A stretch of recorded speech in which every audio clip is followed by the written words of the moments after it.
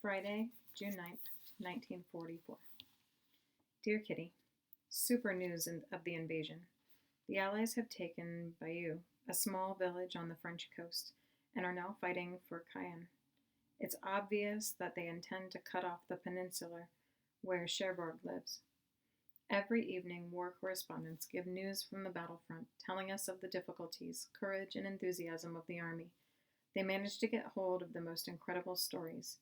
Also, some of the wounded who are already back in England again came to the microphone. The Air Force are up all the time in spite of the miserable weather. We heard over the BBC that Churchill wanted to land with the troops on D-Day. However, Eisenhower and the other generals managed to get him out of the idea.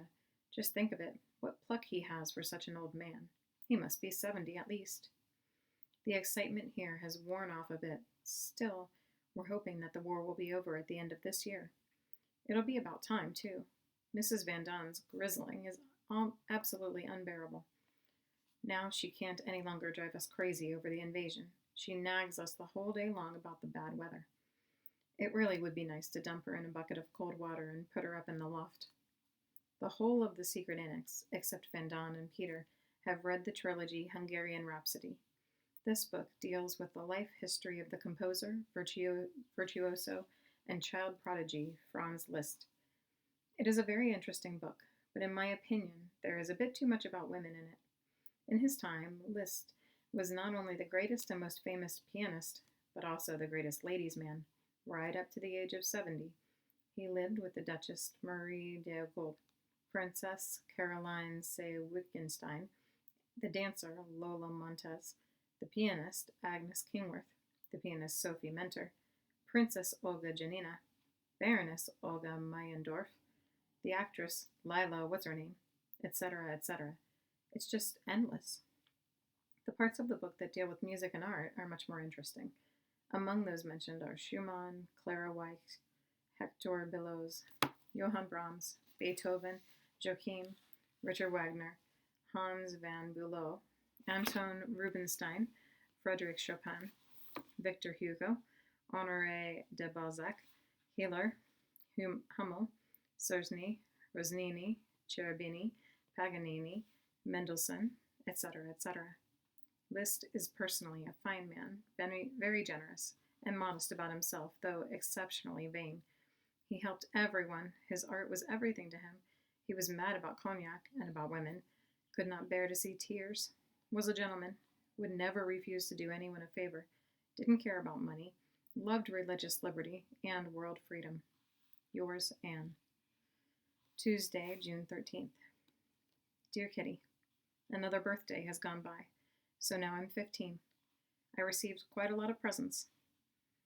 All 5 parts of Spranger's History of Art, a set of underwear, a handkerchief, 2 bottles of yogurt, a pot of jam, a spiced gingerbread cake, and a book on botany from Mummy and Daddy, a double bracelet from Margot, a book from the Van Dons, sweet peas from Dussel, sweets and exercise books from Meep and Ellie, and the high spot of all, the book Maria Theresa, and 3 slices of full cream cheese from Crawler. A lovely bunch of peonies from Peter. The poor boy took a lot of trouble to try and find something, but didn't have any luck. There's still excellent news of the invasion, in spite of the wretched weather, countless gales, heavy rains, and high seas. Yesterday, Churchill, Smuts, Eisenhower, and Arnold visited French villages which have been conquered and liberated. The torpedo boat that Churchill was in shelled the coast. He appears, like so many men, not to know what fear is. Makes me envious. It's difficult for us to judge from our secret readout how people outside have reacted to the news. Undoubtedly, people are pleased with the ideal. English have rolled up their sleeves and are doing something at last. Any Dutch people who still look down on the English, scoff at England and her government of old gentlemen, call the English cowards, and yet hate the Germans, deserve a good shaking. Perhaps it would put some sense into their woolly brains. I hadn't had a period for over 2 months, but it finally started again on Saturday. Still, in spite of all the unpleasantness and bother, I'm glad it hasn't failed me any longer. Yours, Anne. Wednesday, June 14th. Dear Kitty, my head is haunted by so many wishes and thoughts, accusations and reproaches. I'm really not as conceited as so many people seem to think. I know my own faults and shortcomings better than anyone, but the difference is that I also know that I want to improve, shall improve, and have already improved a great deal. Why is it then, I so often ask myself, that everyone still thinks I'm so terribly knowing and forward? Am I so knowing? Is it that I really am, or that maybe the others aren't? That sounds queer, I realize now, but I shan't cross out that last sentence because it really isn't so crazy. Everyone knows that Mrs. Van Don, one of my chief accusers, is unintelligent. I might as well put it plainly and say stupid. Stupid people usually can't take it if others do better than they do.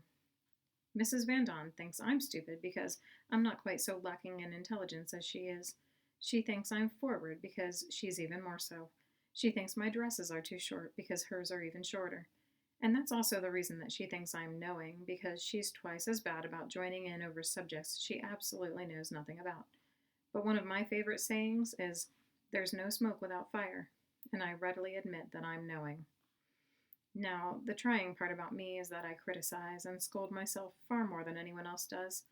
Then, if Mummy adds her bit of advice, the pile of sermons becomes so insurmountable that in my despair I become rude and start contradicting.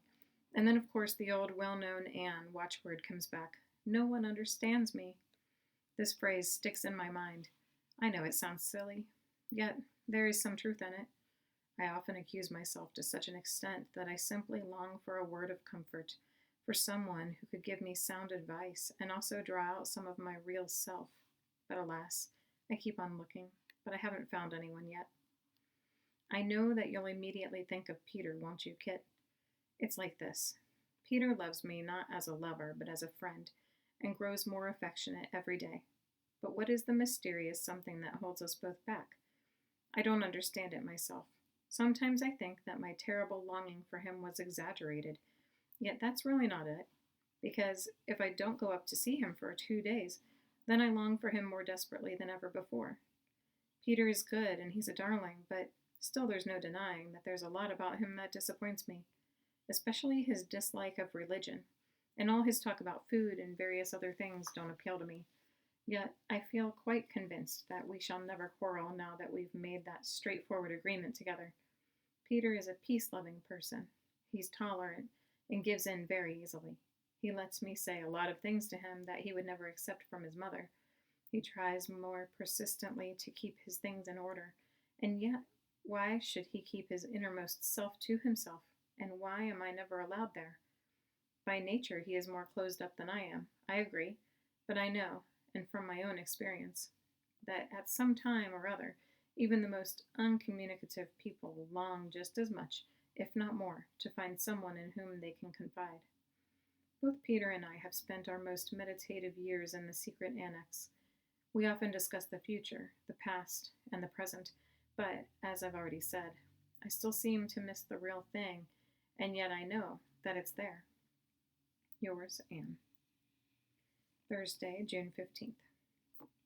Dear Kitty, I wonder if it's because I haven't been able to poke my nose outdoors for so long that I've grown so crazy about everything to do with nature. I can perfectly well remember that there was a time when a deep blue sky, the song of the birds, moonlight, and flowers could never have kept me spellbound. That's changed since I've been here. At Whitsun, for instance, when it was so warm, I stayed awake on purpose until 11:30 one evening in order to have a good look at the moon for once by myself. Alas, the sacrifice was all in vain, as the moon gave far too much light, and I didn't dare risk opening a window. Another time, some months ago now, I happened to be upstairs one evening when the window was open. I didn't go downstairs until the window had to be shut. The dark, rainy evening, the gale, the scudding clouds held me entirely in their power. It was the first time in a year and a half that I'd seen the night face to face. After that evening, my longing to see it again was greater than my fear of burglars, rats, and raids on the house. I went downstairs all by myself and looked outside through the windows in the kitchen and the private office. A lot of people are fond of nature. Many sleep outdoors occasionally, and people in prisons and hospitals long for the day when they will be free to enjoy the beauties of nature. But few are so shut away and isolated from that which can be shared alike by rich and poor. It's not imagination on my part when I say that to look up at the sky, the clouds, the moon, and the stars makes me calm and patient. It's a better medicine than either valerian or bromine. Mother Nature makes me humble and prepared to face every blow courageously. Alas, it has had to be that I am only able, except on a few rare occasions, to look at nature through dirty net curtains hanging before very dusty windows. And it's no pleasure looking through these any longer, because nature is just the one thing that really must be unadulterated. Yours, Anne.